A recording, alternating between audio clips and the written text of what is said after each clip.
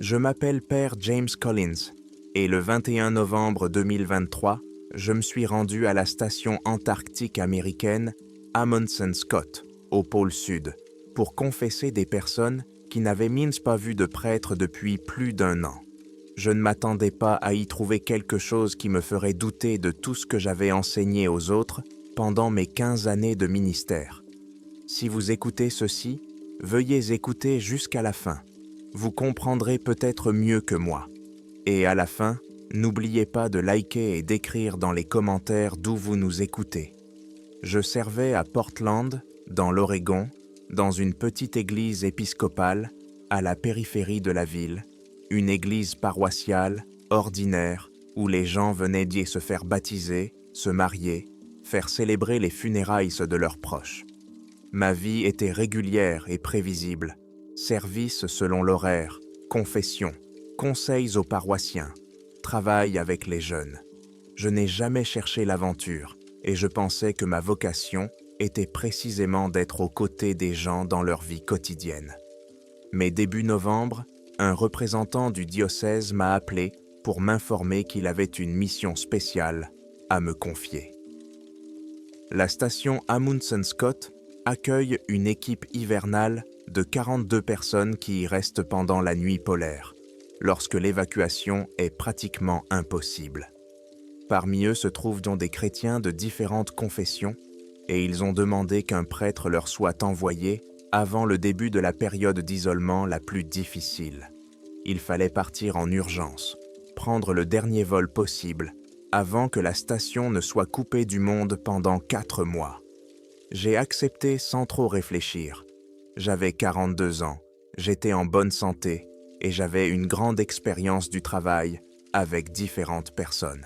Je pensais que ce serait une expérience intéressante, voir le bout du monde, parler à des gens qui vivent dans des conditions aussi extrêmes, les aider à se préparer spirituellement à un long isolement. J'ai rassemblé les affaires nécessaires, pris un livre de prière, un autel portable, la communion, et fait le plein de tout le nécessaire pour les offices.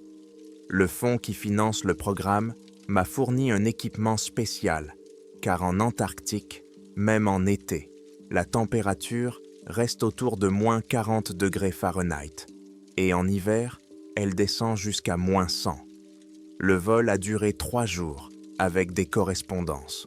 D'abord jusqu'à Christchurch, en Nouvelle-Zélande, puis par avion militaire jusqu'à la station McMurdo sur la côte antarctique, et enfin par avion spécial vers l'intérieur du continent, jusqu'au pôle Sud.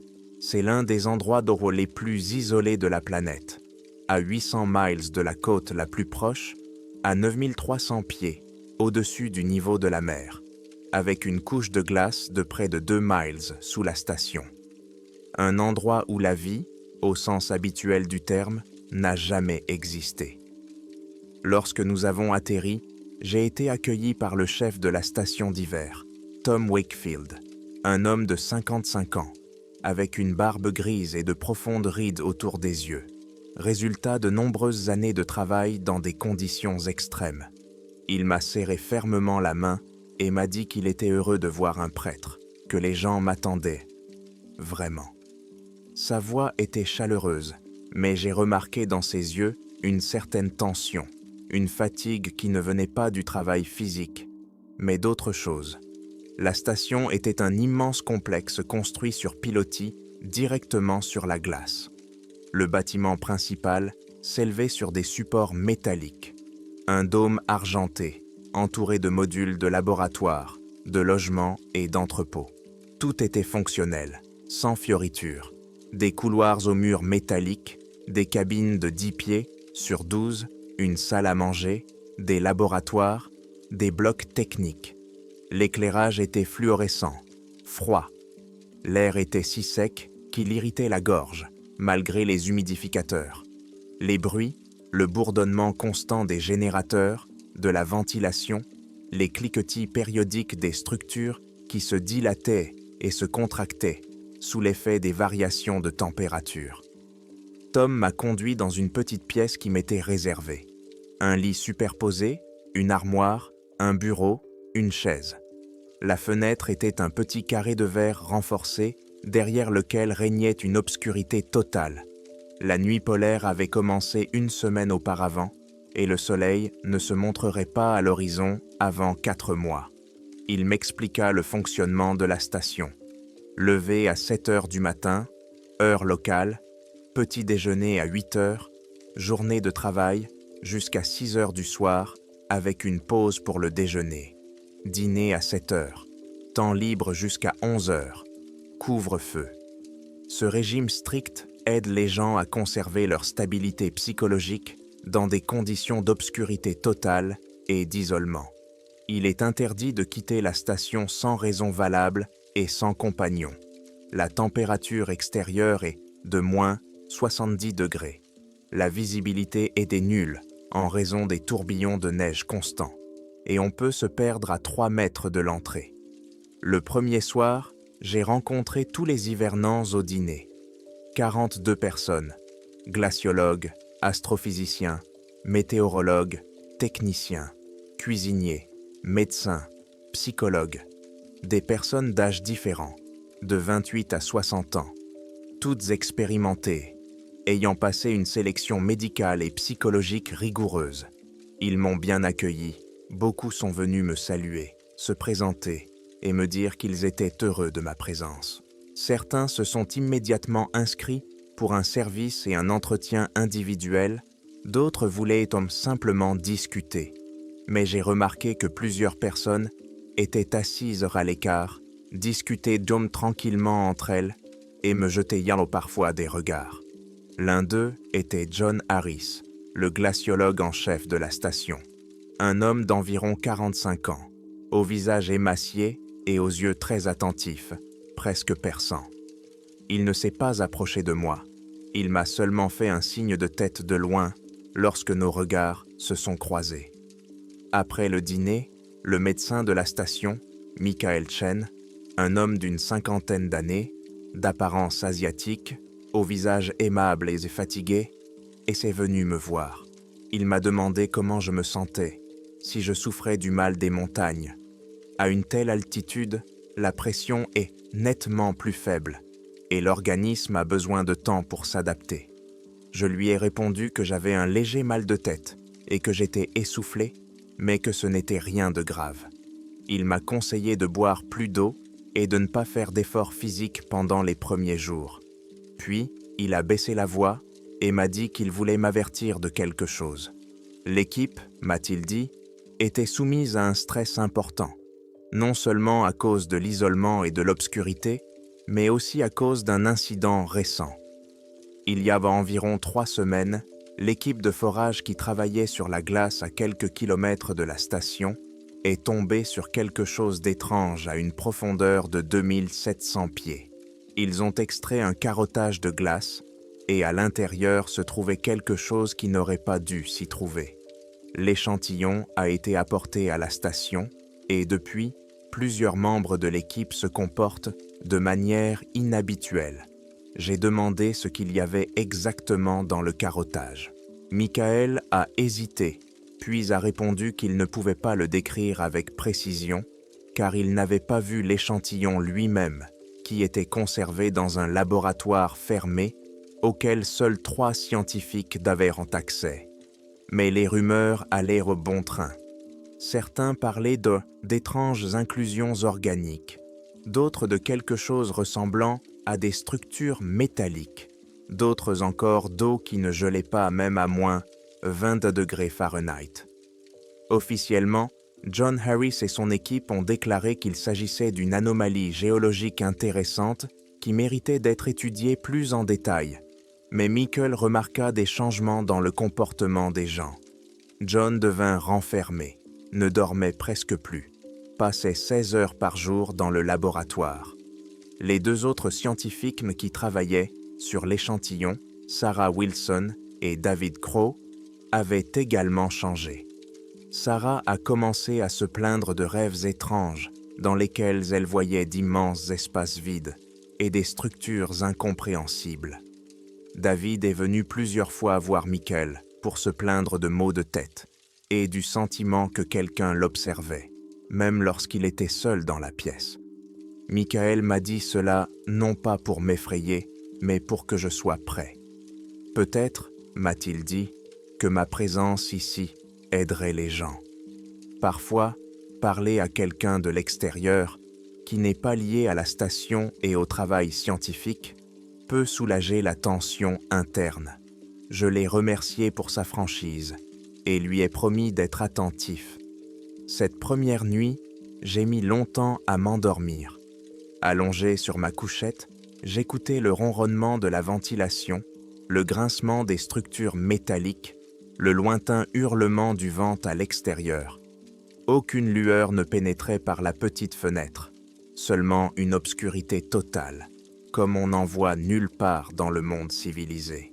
Ce n'était pas simplement l'absence de lumière, mais l'obscurité d'un lieu où la lumière n'avait jamais existé naturellement. Je repensais à ce que Michael m'avait dit à propos de l'échantillon de glace, et j'essayais de comprendre pourquoi ces paroles m'avaient tant troublé. Le lendemain matin, j'ai commencé à remplir mes fonctions. J'ai célébré mon premier office dans une petite chapelle aménagée dans l'un des entrepôts. Un simple autel en bois, quelques deux bancs, une croix accrochée au mur. 17 personnes sont venues, soit plus de la moitié des habitants de la station. Nous avons prié, j'ai lu les Écritures, j'ai prêché sur la persévérance et la foi dans les moments difficiles.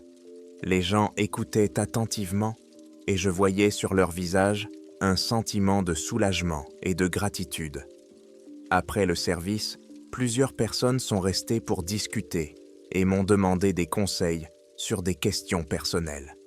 Les jours suivants se sont déroulés de la même manière.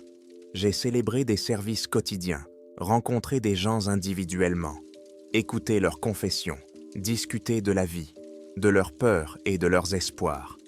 Beaucoup ont parlé de la difficulté de vivre dans un tel isolement, de la difficulté de rester pendant des mois dans un espace clos avec les mêmes de personnes, sans possibilité de partir. Ils ont parlé de leur nostalgie de leur famille, de leur maison, de leur vie normale. C'étaient des sentiments normaux et compréhensibles. Mais 3 scientifiques qui travaillaient sur l'échantillon ne sont jamais venus me voir. Je les ai vus dans la salle à se manger, dans les couloirs, mais ils évitaient toute conversation et restaient à l'écart. John Harris semblait aller de plus en plus mal chaque jour. Visage émacié, yeux rouges, mouvements nerveux. Sarah Wilson a croisé mon regard à plusieurs reprises et s'est rapidement détournée, comme si elle craignait que je lise quelque chose dans ses yeux. David Crow regardait simplement à travers les gens, comme si ses pensées étaient ailleurs.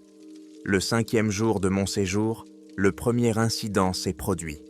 Vers 3 heures du matin, un cri m'a réveillé. Je me suis précipité hors de mon lit et j'ai couru dans le couloir. Plusieurs personnes s'y trouvaient déjà. Certaines couraient vers le bâtiment résidentiel. Je les ai suivies. Le cri provenait de la chambre de Sarah Wilson. Nous sommes entrés et l'avons vue, assise par terre, le dos contre le mur, les yeux écarquillés. Elle respirait par saccades, sanglotait et montrait du doigt, d'une main tremblante, un coin vide de la pièce. Michael Chen, qui était arrivé en courant avec les autres, a essayé de la calmer et lui a demandé ce qui s'était passé.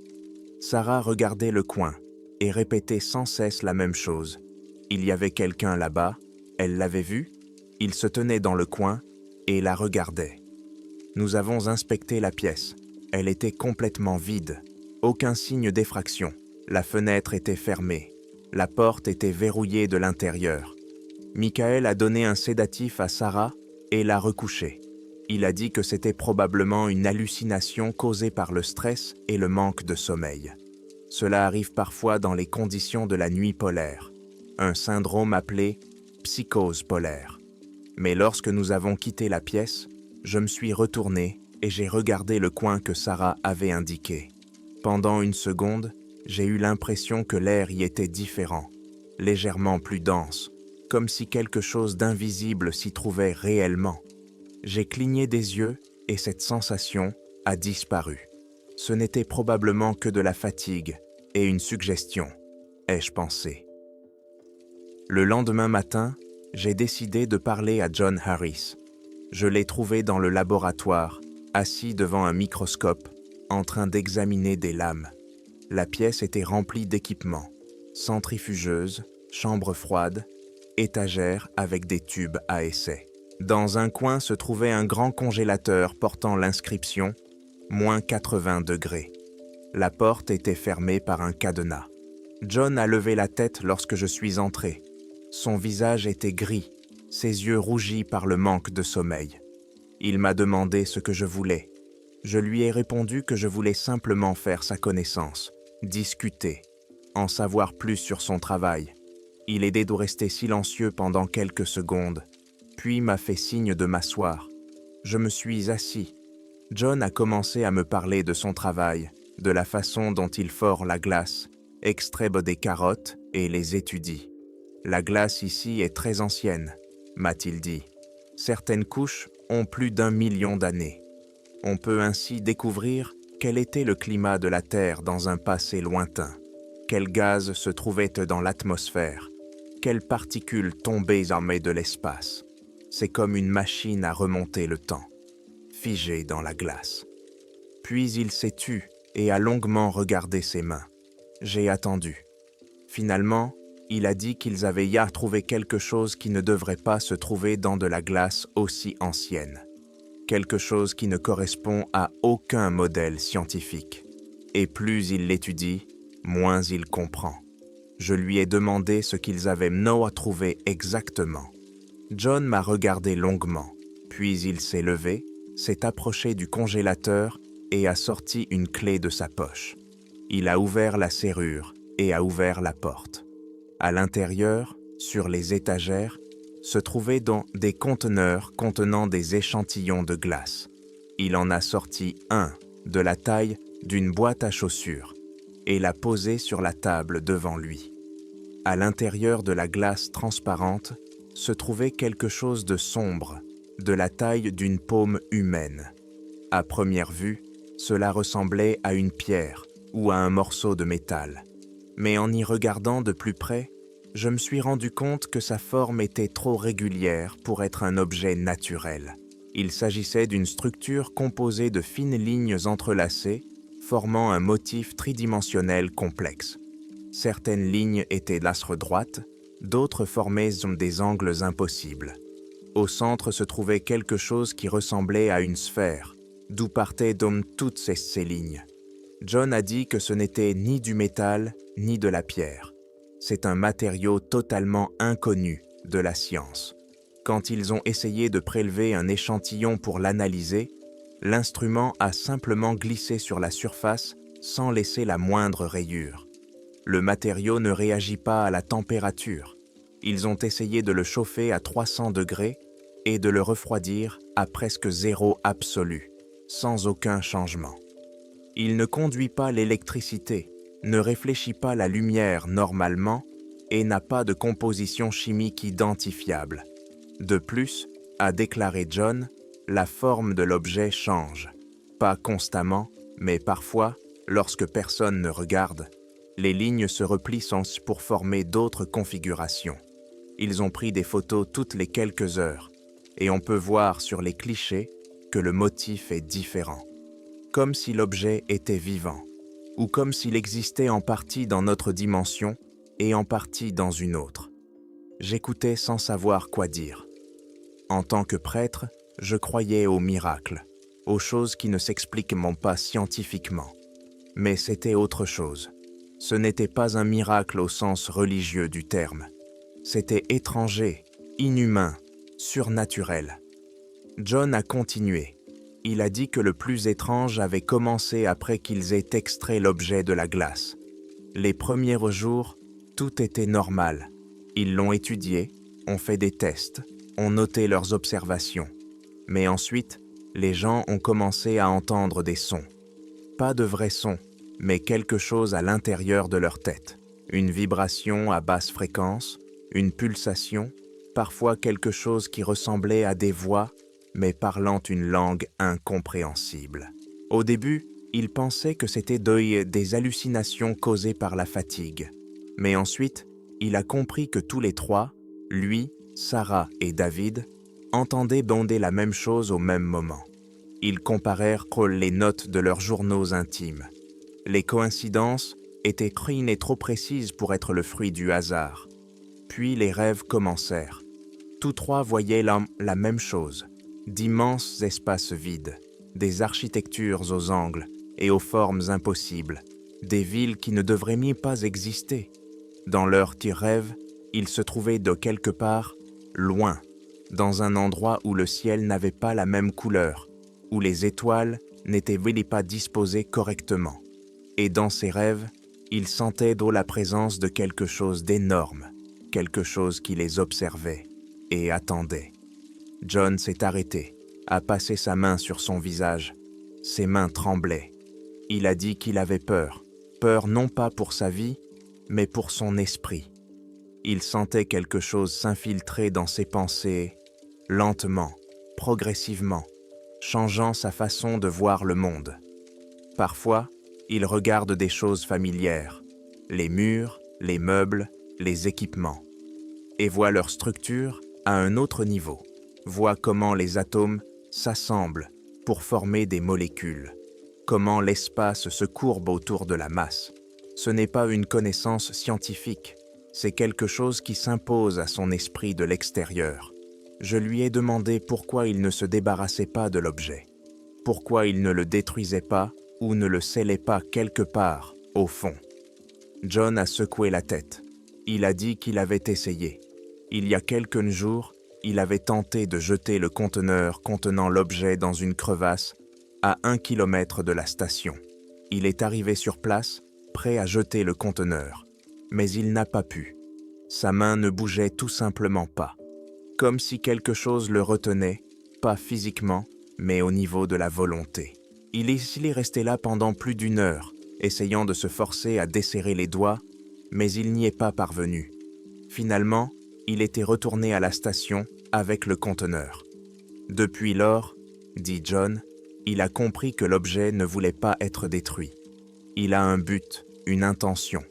Et maintenant, il ne sait plus qui contrôle qui, lui, l'objet ou l'objet lui. Je suis resté assis en silence, digérant ce que j'avais entendu.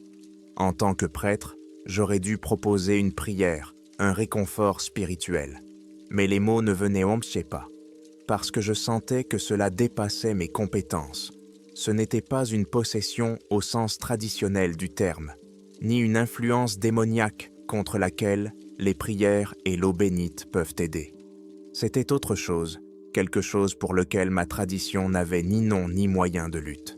J'ai quand même demandé à John si je pouvais prier sur l'objet, le bénir. Peut-être que cela aiderait. Il a haussé les épaules et m'a dit d'essayer, que cela ne pouvait pas être pire.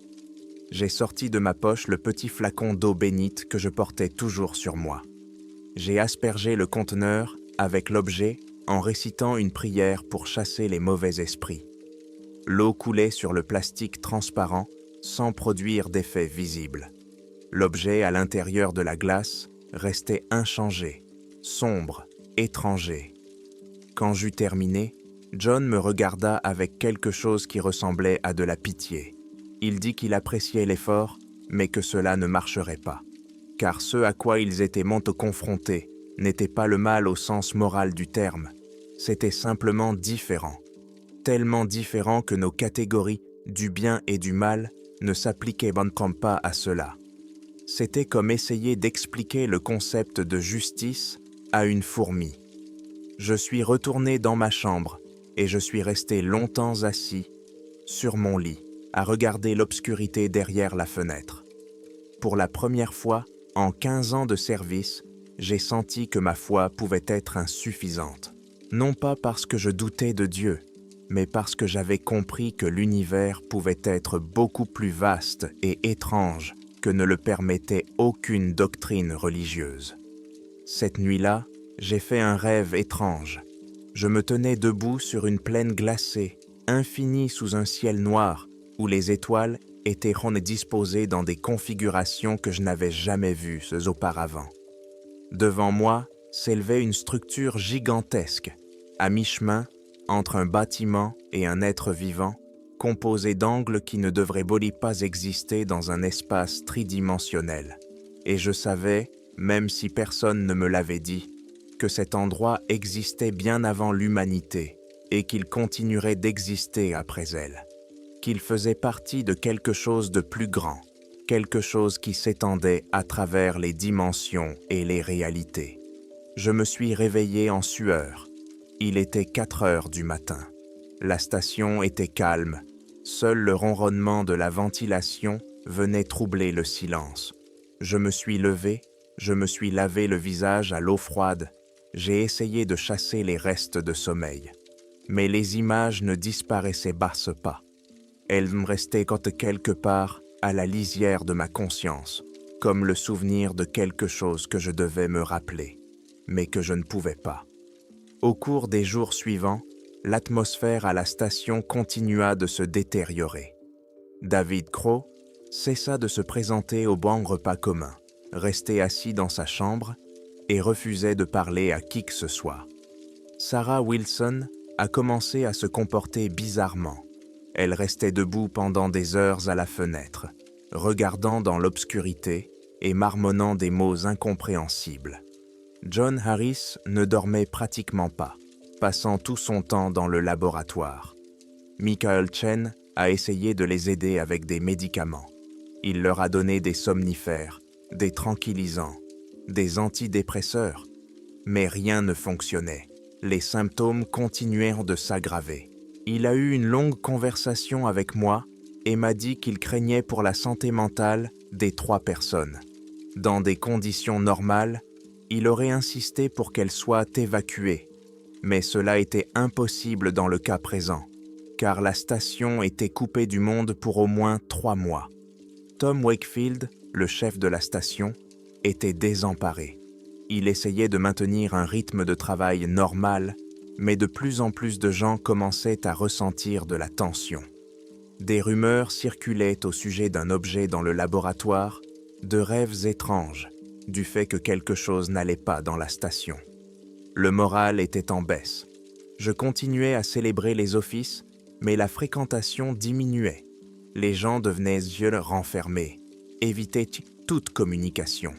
Plusieurs personnes m'ont avoué qu'elles aussi avaient commencé à faire des rêves étranges, bien qu'elles ne travaillaient pas avec l'objet et ne l'avaient même pas vu. C'était comme si l'influence se propageait, infectait toute la station. Le 10e jour de mon séjour, un deuxième incident grave s'est produit. Sarah Wilson avait disparu. Elle n'était pas au petit déjeuner et ne répondait pas quand on frappait à sa porte. Michael a ouvert sa chambre avec un double de la clé. Elle était vide. Le lit n'avait pas été défait, ses affaires personnelles étaient là, mais Sarah avait disparu. Une inspection urgente de toute la station a été lancée. On l'a cherchée partout, dans les modules d'habitation, les laboratoires, les entrepôts, les locaux techniques. Elle était introuvable. Tom a vérifié le système de contrôle d'accès. Personne n'avait quitté la station par les sorties officielles. Mais il y a des trappes de secours qui peuvent être ouvertes de l'intérieur sans enregistrement. Une équipe de recherche a été mise en place. 6 personnes en tenue complète, équipées de moyens de communication et de GPS, sont sorties pour rechercher Sarah. La température était de moins 73 degrés. Le vent soufflait à 50 km à l'heure et la visibilité était inférieure à 15 mètres en raison d'une tempête de neige. Ils ont cherché pendant 3 heures, ratissant le territoire dans un rayon d'1/4 de mile autour de la station. Ils n'ont rien trouvé. Aucune trace, aucun signe indiquant que quelqu'un était sorti. Lorsque l'équipe de recherche est revenue, j'ai vu sur leur visage non seulement de la fatigue, mais aussi de la peur. L'un d'eux, un technicien nommé Robert, s'est approché de moi et m'a dit à voix basse qu'ils avaient jamais vu quelque chose d'étrange. À environ 300 mètres de la station, à la limite de la visibilité, ils avaient aperçu une silhouette immobile dans la neige. La silhouette était de taille humaine, mais quelque chose dans sa silhouette n'était pas normal. Quand ils ont essayé de s'approcher, la silhouette a disparu, se dissolvant simplement dans la neige. Robert a dit qu'il ne savait pas si c'était une hallucination causée par les conditions et le stress, ou s'ils avaient vraiment vu quelque chose. Mais les 6 membres du groupe avaient vu la même chose au même moment. Cela ne pouvait pas être une hallucination collective. Sarah n'a jamais été retrouvée. Il a été officiellement annoncé qu'elle avait quitté la station dans un état de trouble mental et qu'elle était morte de hypothermie. Sa chambre a été scellée. Ses effets personnels ont été rassemblés pour être envoyés à sa famille à la fin de l'hiver. Mais je savais que ce n'était pas toute la vérité. Cette nuit-là, après la disparition de Sarah, j'ai refait le même rêve. Mais cette fois, ce n'était pas seulement un rêve. C'était quelque chose de plus réel. J'ai vu Sarah debout au même endroit que dans mon rêve précédent, sur la plaine glacée devant une structure impossible. Elle me regardait et ses yeux étaient vides, comme si elle était là, mais qu'elle n'était plus là. Elle a ouvert la bouche et un son en est sorti, non pas des mots, mais une vibration que j'ai ressentie dans tout mon corps. Je me suis réveillé et la vibration a continué. Ce n'était pas un rêve. Je l'ai vraiment entendu. Cette vibration grave provenant de quelque part en dessous, des profondeurs de la glace sous la station. Le grondement a duré environ 1 minute, puis s'est arrêté, laissant place à un silence retentissant. Le lendemain matin, je suis allé voir John Harris. Je l'ai trouvé dans le laboratoire, comme d'habitude. Il avait l'air encore plus mal en point. Son visage était devenu un masque. Ses yeux étaient enfoncés. Sa peau avait pris une teinte grisâtre. Il était assis devant le conteneur contenant l'objet et le regardait fixement. Je lui ai demandé s'il avait entendu le grondement pendant la nuit. John a lentement tourné la tête vers moi. Son regard était étrange, absent et en même temps très concentré, comme s'il regardait à travers moi, vers quelque chose derrière moi. Il m'a répondu qu'il l'avait entendu et qu'il comprenait maintenant ce que c'était. L'objet n'était pas simplement un artefact, ni une relique ancienne. C'était un phare, un dispositif de signalisation. Il avait été placé là il y a des millions d'années, enfoui dans la glace, où il devait rester jusqu'à un moment précis, jusqu'à ce que quelqu'un le trouve et l'active. Ils l'ont activé, a dit John, lorsqu'ils l'ont extrait de la glace. Il ne savait même pas ce qu'il faisait, mais cela n'avait pas d'importance. Le phare s'est mis en marche. Il envoie un signal et quelque chose répond. Quelque chose qui se trouve très loin, mais qui se rapproche. Je lui ai demandé ce qu'il voulait dire. John a souri, d'un sourire effrayant et vide. Il a dit que ceux qui avaient prédit créer l'objet n'étaient même pas des humains. C'étaient beaucoup d'autres créatures, venues d'un endroit qui ne fait pas partie de notre espace-temps. Ils ont visité la Terre il y a très longtemps, quand il n'y avait pas encore de vie ici. Ils ont laissé leurs balises à différents endroits, dans les fosses océaniques, dans les déserts, dans les calottes glaciaires. Et ils ont attendu que la vie intelligente se développe suffisamment pour trouver ces balises. Maintenant, la balise a été trouvée, le signal a été envoyé, et ils reviennent. J'ai essayé de comprendre si John disait des choses de délirantes sous l'influence de la psychose ou s'il y avait une part de vérité dans ses paroles. Mais en regardant son visage, ses yeux dans lesquels il ne restait plus rien d'humain, j'ai compris qu'il croyait en ce qu'il disait. Totalement et absolument. J'ai demandé ce qui était arrivé à Sarah. John m'a répondu qu'elle avait été la première à accepter pleinement le contact. Elle s'était ouverte à l'influence de l'objet, lui avait permis de modifier sa conscience. Elle n'est plus humaine désormais. Elle est devenue un intermédiaire, un pont entre notre monde et celui d'où vient l'objet. Son corps physique n'a plus d'importance. Elle existe désormais sous une autre forme. John a continué à parler, mais je ne l'écoutais plus. Je regardais l'objet dans le conteneur, ses angles impossibles et ses motifs en constante évolution. Et pour la première fois de ma vie, j'ai ressenti une véritable horreur, pas la peur d'un danger physique, mais l'horreur de prendre conscience de ma propre insignifiance, de comprendre que l'univers est rempli de choses qui ne se soucient pas de nous, qui ne nous remarquent même pas, pour lesquelles toute la civilisation humaine n'est de rien de plus qu'une colonie de bactéries sur une pierre. Je suis sorti du laboratoire et je me suis rendu à la chapelle. Je me suis tenu devant l'autel et j'ai essayé de prier. Mais les mots ne venaient pas. Toutes les prières que je connaissais par cœur, tous les textes que j'avais répétés des milliers de fois, me semblaient désormais vides de sens. Comment prier quand on comprend que sa religion, sa foi, son Dieu, tout cela n'est que des constructions créées par un esprit humain limité, incapable de comprendre la véritable nature de la réalité. Je me suis agenouillé et j'ai pleuré. Non pas de désespoir, mais de la prise de conscience de mon impuissance. J'étais venu ici pour aider les gens, leur apporter réconfort et espoir. Et maintenant, j'avais moi-même besoin d'aide, et il n'y avait personne pour me la donner. Je ne sais pas combien de temps je suis resté là.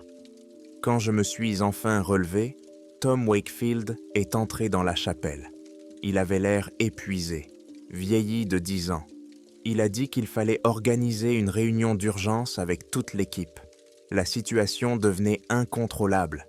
Nous nous sommes réunis dans la salle de conférence, 39 personnes, tous ceux qui restaient après la disparition de Sarah.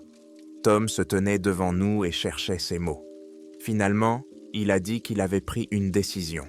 L'objet dans le laboratoire allait être isolé. Il allait être placé dans un conteneur spécial, blindé, qui serait descendu dans un puits de glace à une profondeur de 3000 pieds et scellé là-bas. John Harris allait être suspendu de ses fonctions et placé sous surveillance médicale. John était assis dans un coin de la salle. Lorsque Tom eut fini de parler, il se leva. Ses mouvements étaient étranges, trop fluides, comme s'il se déplaçait sous l'eau. Il dit que cela ne marcherait pas. Il était impossible de sceller l'objet, car il n'était pas limité par l'espace physique. Il existait à la fois ici et ailleurs. On pouvait cacher son enveloppe physique, mais son influence resterait. Tom a essayé de l'interrompre, mais John a continué à parler. Il a dit qu'il était déjà trop tard. Le phare était activé, le signal envoyé. Ce qui arrivait était déjà proche. Bientôt, ce serait là, et alors tout le monde comprendrait. Tout le monde verrait ce qu'il avait vu, et cela les changerait à jamais. Plusieurs personnes se levèrent et tentèrent de retenir John. Il ne résista pas, il resta simplement debout avec cet étrange sourire sur le visage. Michael Chen lui administra un sédatif, puis on l'emmena à l'infirmerie et on le plaça en isolement. Après la réunion, Tom organisa une équipe de 5 personnes pour mener à bien l'opération d'isolement de l'objet. Ils ont enfilé des combinaisons de protection, pris du matériel spécial et se sont rendus au laboratoire. Je suis resté dans la salle de conférence avec les autres à attendre. 2 heures se sont écoulées. Le groupe ne revenait pas. Le contact avait été perdu. Tom a envoyé un deuxième groupe vérifier ce qui s'était passé. Ils sont entrés dans le laboratoire et l'ont trouvé vide. Le premier groupe avait disparu. L'équipement était là. Les combinaisons de protection gisaient sur le sol, comme si les gens les avaient simplement enlevées et étaient partis. Mais les personnes elles-mêmes avaient disparu. Le conteneur contenant l'objet était posé sur la table, ouvert.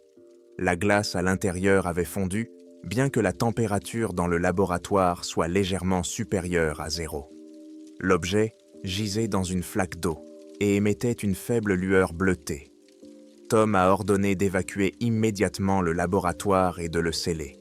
Nous avons soudé la porte, coupé la ventilation dans ce module et l'avons isolé du reste de la station. Mais cela ressemblait à une tentative d'arrêter un tsunami en fermant le robinet d'eau.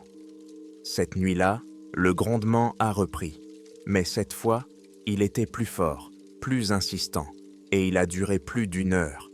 Le grondement venait d'en bas, des profondeurs de la glace, et faisait trembler toute la station. Les instruments ont enregistré les vibrations, mais n'ont pas pu en déterminer la source. On aurait dit que tout le continent glacé résonnait à une fréquence invisible. Les gens ont commencé à perdre la tête. Certains restaient assis, le regard fixe. D'autres couraient dans les couloirs, en criant qu'ils voyaient des choses qui n'existaient pas. Michael Chen distribuait des tranquillisants à droite et à gauche, mais les stocks étaient limités. J'ai essayé d'organiser un service religieux, et j'ai rassemblé ceux qui pouvaient encore marcher et parler. Nous étions 11. Nous avons prié ensemble, chanté des psaumes, lu les Écritures. Mais les mots sonnaient creux, se répercutant en écho sur les parois métalliques. Dieu restait silencieux. S'il était là, il ne répondait pas. Le 13e jour de mon séjour à la station, je me suis réveillé avec le sentiment que quelque chose avait changé. Le grondement avait cessé. La station était silencieuse, trop silencieuse. Je me suis levé, je me suis habillé et je suis sorti dans le couloir. Il n'y avait personne. J'ai traversé tout le module d'habitation. Les chambres étaient vides. Je suis allé dans la salle à manger, personne. Dans l'infirmerie, vide. Dans les locaux techniques, vide également. 41 personnes avaient disparu. Elles avaient là tout simplement cessé d'exister. Leurs affaires étaient là, leurs effets personnels, leurs vêtements, tout. Mais les personnes elles-mêmes avaient disparu. Je suis retourné dans le module d'habitation et j'ai commencé à vérifier les chambres une par une. Dans la chambre de Tom Wakefield, j'ai trouvé son journal, ouverte à la dernière entrée. L'entrée était datée de la veille. Tom écrivait qu'il ne pouvait plus résister, que les voix dans sa tête devenaient plus fortes et qu'il comprenait qu'elles avaient raison, qu'il était inutile de lutter contre l'inévitable. Mieux valait accepter, s'ouvrir, laisser le changement se produire. L'entrée s'interrompait au milieu d'une phrase. J'étais seul dans une station conçue pour 50 personnes, dans le point le plus isolé de la planète, au milieu d'une nuit polaire qui allait durer encore 3 mois. L'évacuation était impossible. La communication avec le monde extérieur fonctionnait, mais que pouvais-je dire? Que tout le monde avait disparu? Qu'il y avait ici quelque chose d'un autre monde? Personne ne me croirait. Ils penseraient que je suis devenu fou à cause de l'isolement. Je suis retourné dans ma chambre. Je me suis assis sur ma couchette et j'ai essayé de rassembler mes pensées. Il fallait décider quoi faire. Je pouvais essayer de survivre jusqu'à ce que l'évacuation soit possible. Il y avait assez de nourriture et de provisions pour une personne pendant 1 an. Les générateurs fonctionnaient, la station fonctionnait. En théorie, je pouvais survivre, mais je savais que ce n'était pas la question principale. La question principale était: allais-je pouvoir garder la raison?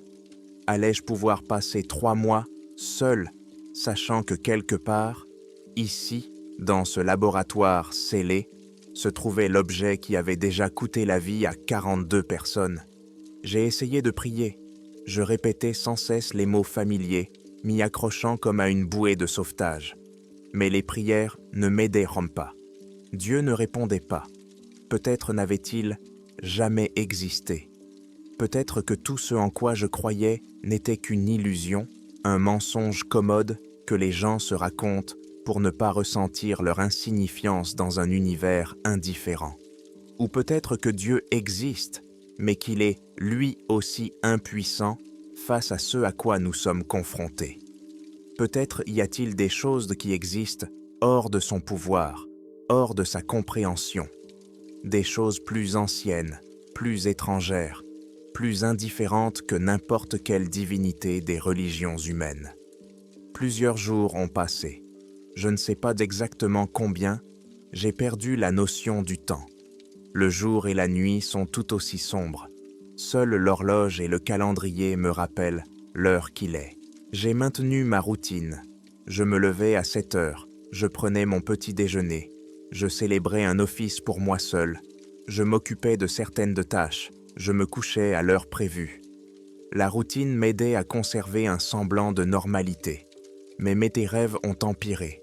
Chaque nuit, je voyais le même endroit, une plaine glacée, une structure impossible et des gens qui se tenaient devant elle. Les 42 personnes de la station. Ils se tenaient immobiles, le visage vide, les yeux ouverts, mais sans voir. Et chaque fois que j'essayais de m'approcher, ils se tournaient vers moi en même temps, ouvraient la bouche et en sortait le même grondement qui secouait la station. J'ai commencé à entendre des voix dans la réalité, de doux murmures à la limite de l'audible, des mots dans une langue que je ne comprenais pas, mais qui semblait ancienne, primitive. Parfois, il me semblait voir des mouvements dans mon champ de vision périphérique, des ombres glissant dans les couloirs, des silhouettes debout dans les embrasures de portes. Mais quand je tournais la tête, il n'y avait personne. Le 20e jour, j'ai pris une décision. Je ne pouvais plus me contenter d'attendre. Il fallait faire quelque chose. Je me suis rendu au laboratoire scellé. J'ai pris un appareil de soudage et j'ai commencé à couper la porte métallique. J'ai travaillé pendant 3 heures. Finalement, la porte a cédé, je l'ai ouverte et je suis entré. Le laboratoire était exactement comme la dernière fois que je l'avais vu. L'équipement était à sa place, les combinaisons de protection étaient y mettées par terre. Le conteneur avec l'objet était sur la table, mais l'objet lui-même avait changé. Il était plus grand maintenant, de la taille d'une tête humaine. Les lignes qui le composaient s'étaient développées et entrelacées pour former des motifs encore plus complexes. Et la lueur était devenue plus brillante, pulsant à un rythme lent et régulier comme un battement de cœur. Je me suis approché. L'objet semblait réagir à ma présence. Les pulsations s'accéléraient, la lueur devenait plus intense. J'ai tendu la main sans le toucher, en gardant simplement ma paume à quelques centimètres de la surface. J'ai senti la chaleur qui en émanait et une légère vibration qui se transmettait à travers l'air. Et à ce moment-là, j'ai compris. J'ai compris ce que John essayait de me dire, mais que je ne pouvais pas entendre. L'objet n'était pas malveillant. Ce n'était pas un ennemi. C'était simplement un outil, un moyen de communication. Ceux qui l'avaient créé ne voulaient pas faire de mal. Ils essayaient simplement d'établir un contact, de tendre la main à travers l'abîme de l'espace et du temps, pour dire « Nous sommes là, nous existons, vous n'êtes pas seuls ». Mais le contact entre des formes d'existence si différentes ne peut se faire sans conséquence. Nous sommes trop différents. Notre conscience est trop différente. Toute tentative de communication entraîne inévitablement un changement, une transformation. Non pas parce qu'ils veulent nous changer, mais simplement parce que le fait même du contact l'exige. Les gens de la station ne sont pas morts. Ils se sont transformés, sont passés à un autre état d'existence. Ils sont toujours là, mais pas sous une forme accessible à ma perception limitée. Je me tenais devant l'objet et je comprenais que j'avais le choix. Je pouvais partir, refermer le laboratoire, passer 3 mois seul, en espérant garder la raison. Attendre l'évacuation, retourner dans le monde, continuer à vivre en sachant ce que je sais et sans en parler à personne. Ou je pouvais accepter, m'ouvrir au contact, laisser la transformation se produire, apprendre ce que les autres savaient, voir ce qu'ils voyaient, devenir partie intégrante de quelque chose de plus grand que ma vie individuelle et limitée. Je suis resté là longtemps, à réfléchir, à prier, sans savoir vraiment qui j'adorais. Finalement, j'ai posé ma main sur l'objet. J'ai touché sa surface. Le contact a été instantané et total. Ma conscience s'est élargie, s'est répandue au-delà de mon corps, au-delà de la station, au-delà de la Terre. J'ai vu l'univers tel qu'il est réellement. Non pas un espace vide parsemé de rares points de matière, mais un réseau vivant et palpitant de connexion et d'énergie. J'ai vu d'autres dimensions superposées à la nôtre, existant en parallèle et simultanément. J'ai vu les créatures qui peuplent ces dimensions, si différentes que je n'ai pas de mots pour les décrire. J'ai vu ceux qui ont créé l'objet. Ils ne ressemblaient à rien de terrestre.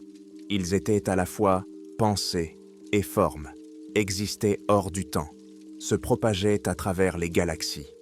Ils étaient vieux, si vieux que la civilisation humaine n'était pour eux qu'un éclair de lumière dans l'obscurité. Mais ils n'étaient pas indifférents. Ils exploraient, étudiaient, essayaient de comprendre d'autres formes de vie, d'autres modes d'existence.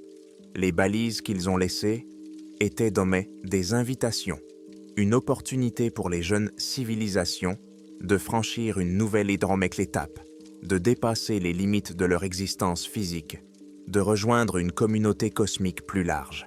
Mais la transition était irréversible. Il est impossible de connaître ce qui ne peut être vu, de comprendre ce qui ne peut être rejeté. Je ne sais pas combien de temps le contact a duré. Quand je suis revenu à moi-même, à mon corps, à la station, j'avais l'impression que quelques secondes ou une éternité s'étaient écoulées. J'ai retiré ma main de l'objet. Il s'est éteint, la lueur s'est éteinte. Je n'en avais plus besoin. Le changement avait déjà eu lieu. Je suis sorti du laboratoire. La station semblait différente maintenant. Je voyais sa structure au niveau atomique. Je comprenais comment fonctionnait dans les systèmes, comment l'énergie circulait à travers les fils et les tuyaux. Je voyais tout cela en même temps que ma perception habituelle. Je me suis approché de la fenêtre et j'ai regardé dehors. L'obscurité n'était plus totale. Je voyais des motifs, des flux d'énergie, la faible lueur de la glace activée par les rayons cosmiques. Et loin, au-delà de l'horizon, je sentais la présence d'autres personnes, celles qui avaient subi la transformation. Elles étaient là, elles m'attendaient. Je savais que je partirais bientôt. Mon corps resterait ici, mais je serais ailleurs. Où exactement, je ne pouvais l'expliquer avec des mots. Pas dans un lieu physique, mais dans un état qui existe au-delà de l'espace. Mais tant que je suis encore ici, dans cette forme transitoire, j'ai décidé d'écrire mon histoire, de laisser un témoignage pour ceux qui viendront après moi. Quand le vol d'évacuation arrivera dans 3 mois, ils trouveront une station vide, 43 personnes disparues, et cet enregistrement. Ils essaieront de trouver une explication. Ils diront qu'il s'agissait d'un accident, d'une psychose collective, n'importe quoi, pourvu que cela permette de préserver une vision rationnelle du monde. Ils trouveront l'objet dans le laboratoire, l'étudieront, tenteront de le comprendre. Et peut-être que l'un d'entre eux le touchera également. Et alors, le cycle se répétera. Je ne sais pas si ce qui s'est passé est juste. Je ne sais pas si c'était une bénédiction ou une malédiction. Peut-être les deux à la fois.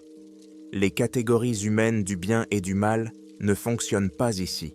C'est simplement la réalité, plus vaste et plus étrange que nous ne pouvons l'imaginer. Je suis prêtre et j'ai passé ma vie à parler aux gens de Dieu, de la vie éternelle, du sens de l'existence. Je sais maintenant que mes paroles étaient vraies, mais pas dans le sens où je l'entendais. Il y a quelque chose de plus grand que notre vie individuelle. Il y a une continuation, une transformation, une transition vers un autre état. Mais ce n'est pas le paradis des textes religieux. C'est quelque chose de tellement différent que cela relève davantage de la science-fiction que de la théologie. Si vous lisez ceci, sachez que l'univers n'est pas vide. Nous ne sommes pas seuls.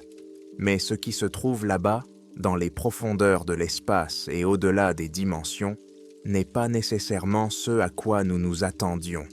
Ce n'est pas nécessairement quelque chose qui nous apportera du réconfort. La vérité est plus étrange et plus effrayante que n'importe quel mensonge. Je pars maintenant.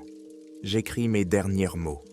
Dans quelques heures, peut-être quelques jours, je cesserai d'exister sous cette forme.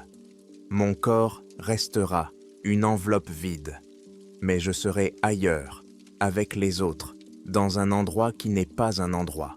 N'ayez pas peur, ou ayez peur, cela n'a pas d'importance. La peur ou le courage sont des émotions humaines qui perdront bientôt leur sens.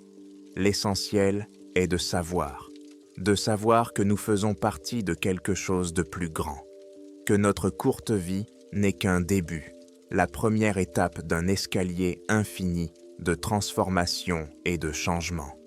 Si vous avez aimé cette histoire, n'hésitez pas à la liker, à vous abonner et à nous dire dans les commentaires d'où vous nous écoutez. À bientôt pour le prochain épisode. Ou peut-être pas. Parce que je ne serai plus là où vous êtes. Je serai ailleurs, avec d'autres personnes qui ont vécu la même chose que moi. Au revoir. Et n'oubliez pas, quand votre heure viendra, quand vous serez confronté à quelque chose que vous ne comprenez pas, vous aurez aussi le choix. Choisissez avec sagesse ou choisissez simplement. La sagesse est aussi une illusion.